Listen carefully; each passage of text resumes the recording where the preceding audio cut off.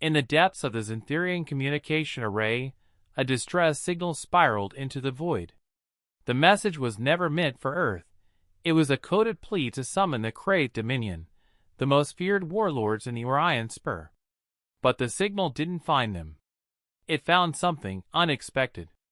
On a quiet night at the SETI Research Center in New Mexico, a tired technician named Sarah Cole watched as a string of alien glyphs scrolled across her monitor.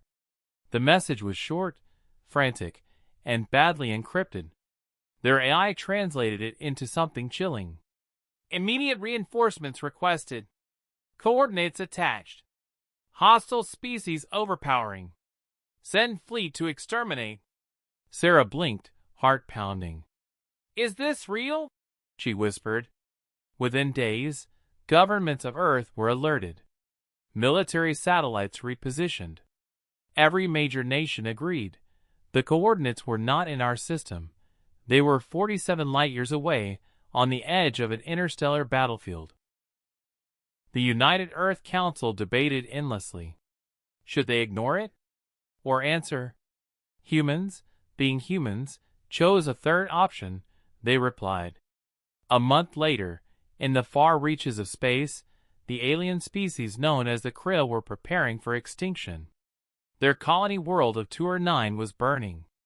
Massive enemy cruisers blockaded the planet. Civilians were starving, and the skies were black with debris. The Krill leadership had sent the desperate message to their overlords, but no help came. Instead, a strange fleet emerged from hyperspace, small, angular ships bristling with weapons that glinted like fangs. They were not Krayt. They were unknown. Identify yourselves, barked the enemy commander over open channels. This system is under Krayt Dominion enforcement. Depart or be destroyed. The human flagship, UNS Resolute, responded with a simple transmission. This is humanity. You dialed the wrong number. At first, the Krill thought it was a bluff.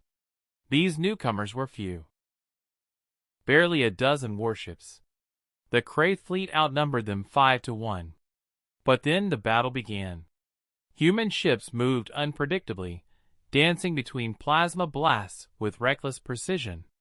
They fired weapons the Krill had never seen, kinetic slugs traveling at a fraction of light speed, tearing through the enemy's shields.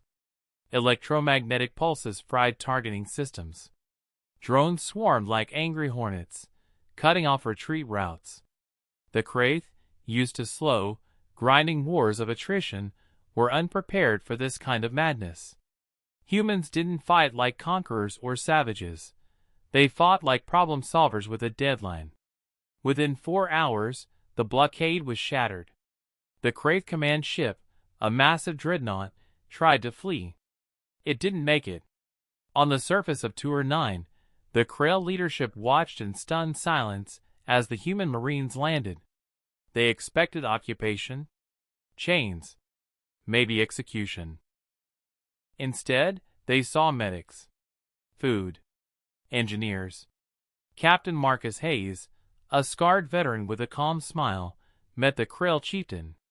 You sent for help, Hayes said simply. So here we are. The chieftain stared, his mandibles twitching. You are not the Dominion. Why intervene? What do you gain from this? Hayes shrugged. Call it a habit.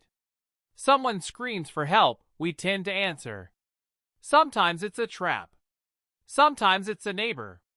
Either way, we'd rather be the ones holding the line. Over the following weeks, the Krill learned what humanity truly was. A death-world species from a tiny blue planet, stubborn and inventive. Their soldiers laughed even while rebuilding burned cities. Their scientists turned wreckage into working machinery. Their children sent messages of friendship across the stars. The Krayt, humiliated, did not return quickly. They had tasted something far more dangerous than military defeat, the unpredictable will of humans. Word spread across the spiral arm. A wrong number had been dialed, and in its place came something no one expected, a species that fought not for conquest, but because they couldn't stand to watch someone suffer alone. Months later, as the UNS Resolute prepared to depart, the Krail chieftain stood by the landing platform. "Humanity," he said slowly, "you were never meant to come here. This war was not yours." Hayes clasped the alien's claw in his hand. "Maybe not, but now it is." The stars beyond shimmered with promise and danger alike. And somewhere, in the halls of the Kraith Dominion, a new warning was whispered. Do not dial unknown numbers. You never know when the humans might pick up.